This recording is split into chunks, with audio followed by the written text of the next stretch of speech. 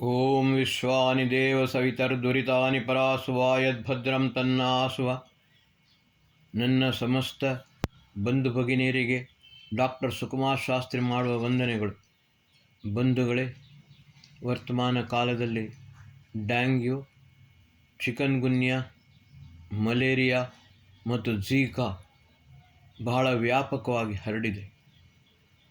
ಬಂಧುಗಳೇ, ಭಗವಂತ ನಮಗೆ ಸೃಷ್ಟಿಯಲ್ಲಿ ಎಲ್ಲವನ್ನೂ ಕೊಟ್ಟಿದ್ದಾನೆ. ಆದರೆ ನಾವು ನಮ್ಮ ಮೌಢ್ಯ ಮತ್ತು ಮೂರ್ಖತನದಿಂದ ನಮ್ಮ ಆರೋಗ್ಯವನ್ನು ಕಾಪಾಡಿಕೊಳ್ಳಲು ಪ್ರಯತ್ನಿಸುವುದಿಲ್ಲ. ಭಗವಂತನು ನಮಗೆ ಕೊಟ್ಟ ಅದ್ಭುತವಾದ ಔಷಧಿ ತುಳಸಿ ಎಲೆ. ಆ ತುಳಸಿ ಎಲೆ ನಾವು ಅದನ್ನು ದೇವರಿಗೆ ಕೊಡ್ತೇವೆ. ಎಂಥ ಮೌಢ್ಯ ಇದು! ಭಗವಂತ ನಮಗೆ ನಮ್ಮ ಆರೋಗ್ಯವನ್ನು ಕಾಪಾಡುವುದಕ್ಕೋಸ್ಕರ ಈ ತುಳಸಿಯನ್ನು ಕೊಟ್ಟಿದ್ದಾನೆ. ಭಗವಂತ ಈ ತುಳಸಿ ಎಲೆಯನ್ನು ನಮಗೆ ಕೊಟ್ಟದ್ದು ನಮ್ಮ ಆರೋಗ್ಯವನ್ನು ಕಾಪಾಡುವುದಕ್ಕೋಸ್ಕರ. ಈ ತುಳಸಿ ಎಲೆಯಿಂದ ನಾವು ಮಲೇರಿಯಾವನ್ನು ದೂರ ಮಾಡಬಹುದು. ಅದರ ಒಟ್ಟಿಗೆ ನೀವು ಅಮೃತ ಬಳ್ಳಿಯನ್ನು ಕೂಡ ಹಾಕಿ. ತುಳಸಿ ಎಲೆ, ಅಮೃತ ಬಳ್ಳಿ, ಶುಂಠಿ, ಕರಿಮೆಣಸು, ಅದರೊಟ್ಟಿಗೆ ಸ್ವಲ್ಪ ಜೀರಿಗೆ ಮತ್ತು ಕೊತ್ತಂಬರಿಯನ್ನು ಕೂಡ ಹಾಕಿ ಕಷಾಯವನ್ನು ಮಾಡಿ ಕುಡಿಯಿರಿ. ಬಂಧುಗಳೇ, ಯಾವುದೇ ರೀತಿಯ ಕಫಾಧಿಕ್ಯ, ಶೀತ, ಜ್ವರ, ಕೆಮ್ಮು ಆಗುವುದಿಲ್ಲ. ಇದು ನಿಮಗೆ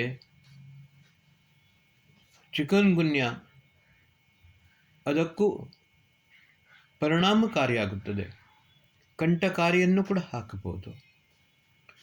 ಆಮೇಲೆ ಡ್ಯಾಂಗ್ಯೂ ಬಹಳ ಭಯಾನಕವಾಗಿ ಹರಡುತ್ತಿದೆ.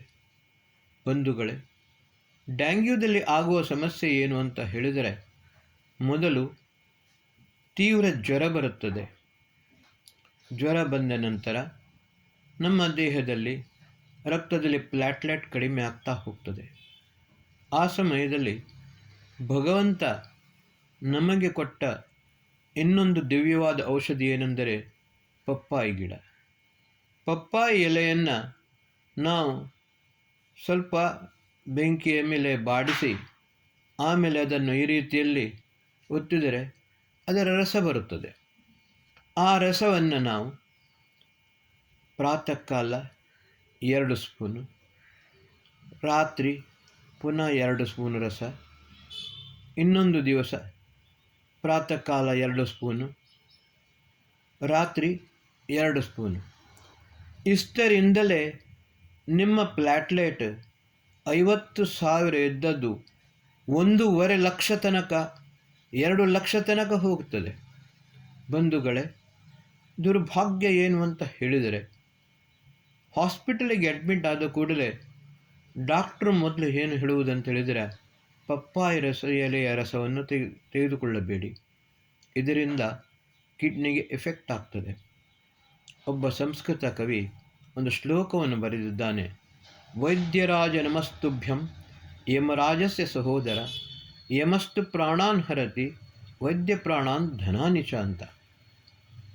ವೈದ್ಯರಾಜ, ಈ ಡಾಕ್ಟರ್ ಯಮನ ಅಣ್ಣ.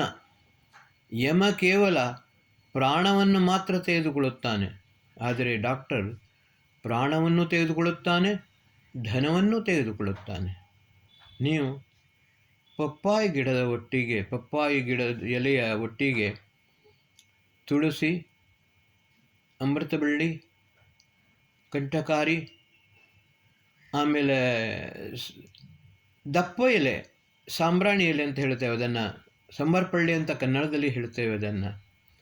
ಆ ಎಲೆ ಅದೆಲ್ಲನೂ ಹಾಕಿ, ಶುಂಠಿ, ಕರಿಮೆಣಸು ಎಲ್ಲವನ್ನು ಹಾಕಿಕೊಂಡು ಉಷ್ಣಾಧಿಕ್ಯವಾಗದ ಹಾಗೆ ಜೀರಿಗೆ ಮತ್ತು ಕೊತ್ತಂಬರಿಯನ್ನು ಹಾಕಿಕೊಂಡು ಕಷಾಯ ಮಾಡಿ ಕುಡಿಯಿರಿ.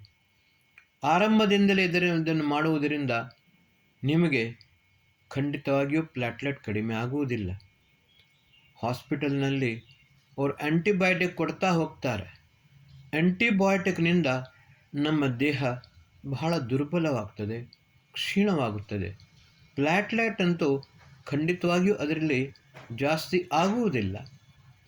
ಆದ ಕಾರಣ ನಮ್ಮ ಆರೋಗ್ಯವನ್ನು ನಾವು ಕಾಪಾಡುವುದಕ್ಕೋಸ್ಕರ ನಮ್ಮ ಮನೆಯಲ್ಲಿಯೇ ನಾವು ಮದ್ದನ್ನು, ಔಷಧಿಯನ್ನು ತಯಾರಿಸಿಕೊಂಡು ತೆಗೆದುಕೊಳ್ಳಬಹುದು. ಈ ರೀತಿ ವರ್ತಮಾನ ಕಾಲದಲ್ಲಿ ಬರುವ ವ್ಯಾಪಕವಾಗಿ ಭಯಾನಕವಾಗಿ ಹರಡಿದ ಈ ಡ್ಯಾಂಗ್ಯೂ, ಮಲೇರಿಯಾ, ಚಿಕನ್ ಗುನ್ಯಾ, ಝೀಕಾ ಎಲ್ಲದಿಂದ ನಾವು ಮುಕ್ತರಾಗಬಹುದು.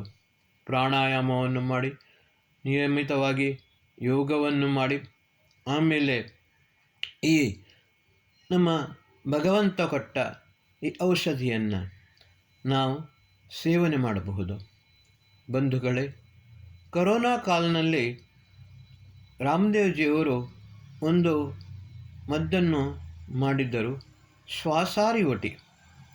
ಈ ಶ್ವಾಸಾರಿವಟಿಯನ್ನು ದಿನಕ್ಕೆ 2 ಬಾರಿ, ಬೆಳಿಗ್ಗೆ ಒಂದು, ರಾತ್ರಿ ಒಂದು, ಈ ಒಂದು ಟ್ಯಾಬ್ಲೆಟ್ ಶ್ವಾಸಾರಿವಟಿಯ 1 ಟ್ಯಾಬ್ಲೆಟ್ ಪ್ರಾತಃ ಕಾಲ, 1 ಟ್ಯಾಬ್ಲೆಟ್ ರಾತ್ರಿ ತೆಗೆದುಕೊಳ್ಳಿ. ನಮ್ಮ ಆರೋಗ್ಯವನ್ನು ನಾವು ಕಾಪಾಡಿಕೊಳ್ಳಬಹುದು. ಈ ರೀತಿ ನಮ್ಮ ಮನೆಯ ಮದ್ದಿನಿಂದಲೇ ಮತ್ತು ಯೋಗದಿಂದಲೇ ನಾವು ಈ ಭಯಾನಕವಾಗಿ ವ್ಯಾಪಕವಾಗಿ ಹರಡಿದ ಈ ಡ್ಯಾಂಗ್ಯೂ, ಮಲೇರಿಯಾ, ಚಿಕನ್ ಗುನ್ಯಾ, ಝೀಕಾ ಇದರಿಂದ ನಾವು ಮುಕ್ತರಾಗಬಹುದು. ಪುನಃ ಹೇಳುತ್ತೇನೆ, ಈ ತುಳಸಿ ಎಲೆ ಭಗವಂತ ನಮಗೆ ಕೊಟ್ಟ ಅದ್ಭುತವಾದ ಔಷಧಿ. ಪ್ರಾಚೀನ ಕಾಲದಲ್ಲಿ ನಮ್ಮ ಹಿರಿಯರು ಏನು ಮಾಡ್ತಿದ್ರು ಅಂತ ಹೇಳಿದರೆ, ಬೆಳಗ್ಗೆ ಎದ್ದು ಸ್ನಾನ ಮಾಡಿಕೊಂಡು ತುಳಸಿಯ ಹತ್ತಿರ ತುಳಸಿಗೆ ನೀರನ್ನು ಹಾಕಿ, ಆಮೇಲೆ ಅದರಿಂದ ಒಂದು 2-3 ಎಲೆಯನ್ನು ತೆಗೆದುಕೊಂಡು ಜಗಿದು ನೀರನ್ನು ಕುಡಿಯುತ್ತಿದ್ದರು. ಯಾವಾಗಲೂ ಅವರು ಆರೋಗ್ಯವಂತರಾಗಿರುತ್ತಿದ್ದರು. ನಾವು ಏನು ಮಾಡುತ್ತೇವೆ? ತುಳಸಿ ಎಲೆಯನ್ನು ತೆಗೆಯುತ್ತೇವೆ, ದೇವರಿಗೆ ಕೊಡುತ್ತೇವೆ. ಇದು ನಿಜವಾಗಿ ನಮ್ಮ ಮೌಢ್ಯ ಮತ್ತು ಮೂರ್ಖತನ. ಅದರ ಬದಲು ತುಳಸಿ ಎಲೆಯನ್ನು ನಿಯಮಿತವಾಗಿ ನಾವು ಸೇವಿಸಬೇಕು.